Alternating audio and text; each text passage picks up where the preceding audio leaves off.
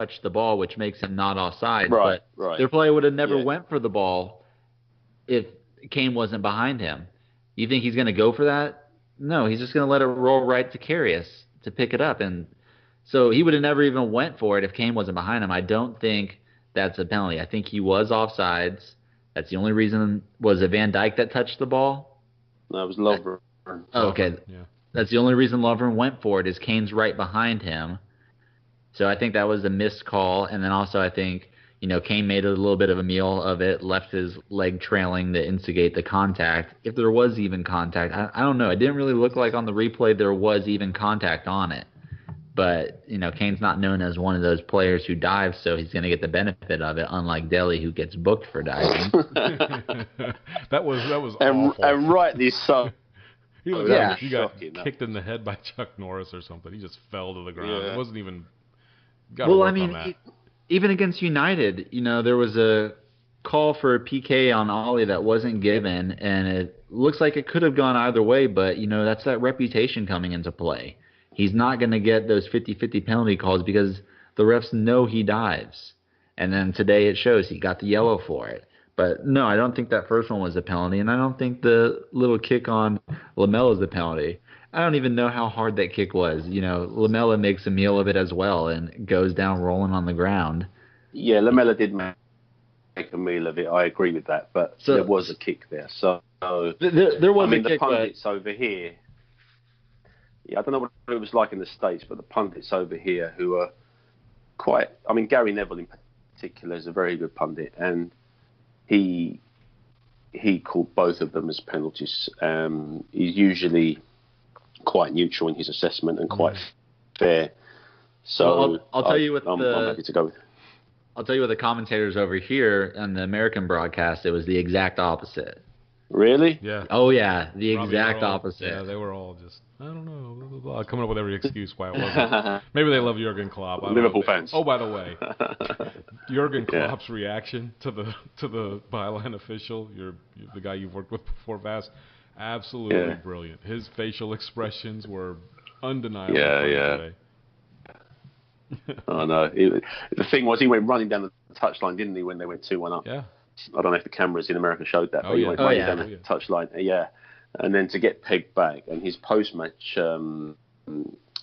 interview following the game, he was like, his face was like death warmed up and trying to bemoan the refereeing decisions and this and that. But you know what? Like I said before, a draw was the least thing that we deserved, and glad that we got it in the end. Yeah. And it was testament to our play as well, because if you listen to the Liverpool crowd, they were absolutely moaning about everything. Yeah. You could hear them, the groans and the wolf whistles and all this stuff that was going on.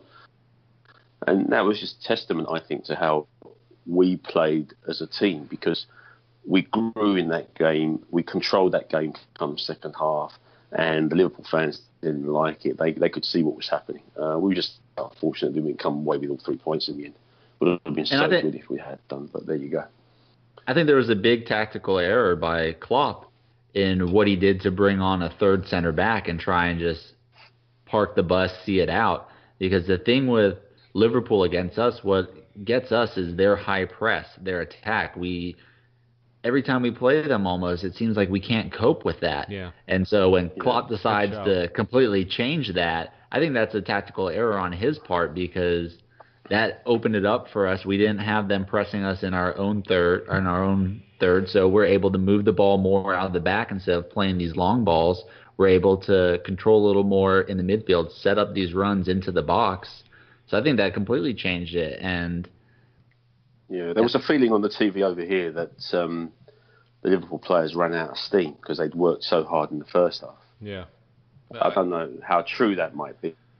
Yeah. But certainly it was something that, a lot of teams seem to we tend to find more space later in games, because it seems that opposing teams can't really keep the momentum for the whole 90 minutes, and we end up wearing them down, and perhaps that's what we did today. Yeah, and that's got to be part of the regime too, Tim, right? I mean, that's part of why Poch does what he does in terms of these double training sessions. And listen, we may not win the league, but we're going to be the most fit team. That's a given, right? Yeah, and that's another reason going back to Mora. That's why I think it's going to take him some time before we start seeing him get some actual minutes because Poch's fitness criteria, it's intense. And that's why we can see, even I think it was last season or was it the year before, I think it was the year before when we were chasing Leicester for the title, all those points we had won in like the last 10 minutes. It was ridiculous. And it comes down to that fitness. Yeah, you're absolutely right. And look, it was a great week overall. I actually took Wednesday off, went down to the pub. Simon was down there. Had an opportunity to sit with him and watch the Man United match. Neither one of us were looking up when the Ericksen goal was scored. We were both like just finishing up tweets and putting things out there. It was awful. Everybody's jumping up and down. And I'm like, what the hell happened? And then, of course, today, I'm still reeling a little bit from this Liverpool match, and I have to go back and watch it. I'm so glad I recorded it because I want to go back and watch the last 15 minutes and try to make sense, hind nor hair, of what happened in this match and why it happened the way that it did happen. So, go ahead. So that Ericksen goal, so the Man United match is my first match watching with my newborn daughter, and my wife says, all right, you can't be yelling. You gotta be calm. You gotta be calm if she's gonna be watching it with you. And so she's sitting in her little rocker thing next to me. So I wasn't holding her during this, but I would, 11 seconds in, you don't expect it. I just let out that hell yeah. I just started yelling, and I was and she's like, I told you about this.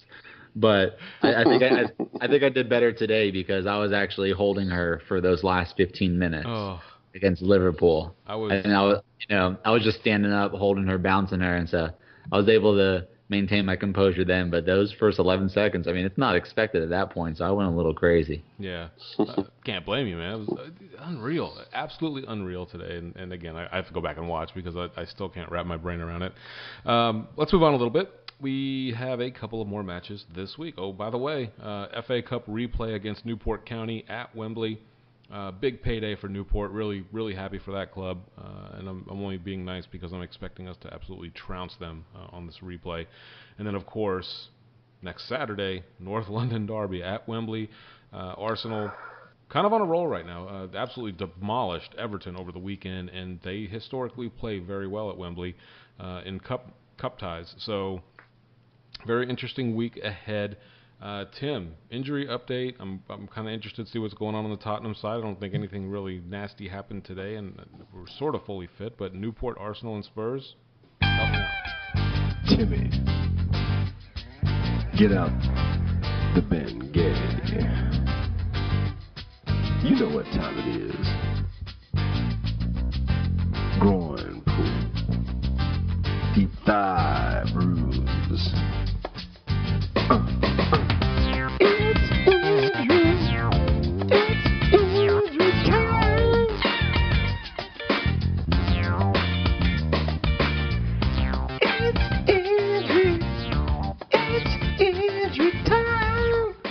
All right, well, we'll start on the Tottenham side. And like you said, we got pretty much a fully fit squad heading into the North London derby, which is key. Winks and REA were both fit to make the bench against Liverpool. Toby's training fully with the squad. At this point, it's just working on regaining that match fitness. And then, like I said earlier, Lucas just needs to gain match fitness. But as far as injuries, we're not dealing with anything now. It's just getting people fit, back from injury, and ready to go. And like I said, with Winks and Arya, they're able to make the bench, so they look like they're good to go, which is going to be crucial with the North London derby and then Juventus right after that. For Newport County, they do not have any injuries that I was able to find. They did have two players who were looking at potential yellow card accumulation suspension, Frank Noble and Joss Labadie. If either of them had picked up a yellow card in their last two matches that they had, they would have missed the FA Cup bout against us at Wembley, but neither of them picked up a yellow card, so no injuries for Newport. And then for Arsenal, Santi Cazorla is still out, has been out since October 2016 with a knee and Achilles injury. It actually required surgery, and he almost lost his leg after he developed an infection after surgery, but he's still out. Three players to keep an eye on. Petr Cech had a collision with Niasse in the Everton match. He took a kick to his calf and had to be forced off in the 68th minute, went right down the tunnel. So he's one to take a look at. Nacho Monreal was suffering with an illness and had to be subbed off early. He most likely will recover. And then Danny Welbeck, he's been suffering with a hip injury that he picked up in training a few weeks ago. It's caused him to miss the last 4 matches. He wasn't able to go against Everton. So he's one that's kind of questionable at this point. But you're looking at Cazorla out, Cech and Welbeck are questionable, and Monreal probably should be back with the injury. Awesome. Thanks, man. Appreciate that. Very last piece of business. Before we get into that, though, the predictions that we do, I just want to let everyone know we're going to have a midweek pod. I know it's going to be almost probably impossible for Vass to join because we're going to do this late in the evening, about 8 o'clock. Timmy's kind of up in the air. Sam and Simon, I believe Simon's in. Sam should probably be joining us as well. We're going to do a full North London Derby preview show on Wednesday, and it'll be after the FA Cup match against Newport, so we'll be able to kind of close that segment out and see if we've moved on and not, gone through this whole magic of the cup stifling by Newport County, and then we can move on to play. I think it's Rochdale or Millwall, and I think Millwall is the Millwall at the Den. At the Den, that's right. Vass, you gonna go to that one? You ever been there, Vass? No, mate. I steer well away from Millwall, to be honest with you. Back in the 80s, or late 70s, we was in the old second division, and Millwall were in our division as well. And that was the only home game I missed on purpose. I thought, I'm not going anywhere near those nutters. Nice. I was only a kid at the time, but clearly they had a bad reputation. I don't know what it's like now, to be honest. You know what? I've heard it's not changed much. This day of modern football, and the whole bit, I've heard that they are still absolutely nut jobs over there. So yeah, that'll be interesting going into their place and see if we can get a result. Last year, obviously 6-0, and that was our biggest win of the year in terms of goals. Community Beer Company Mosaic IPA predictions. We're going to do Newport and Arsenal. Tim, I'll start with you. Newport County, Wembley, FA Cup replay. What do you got? Coming out strong, not taking them lightly. Strong squad. Give me 3-0. Vass?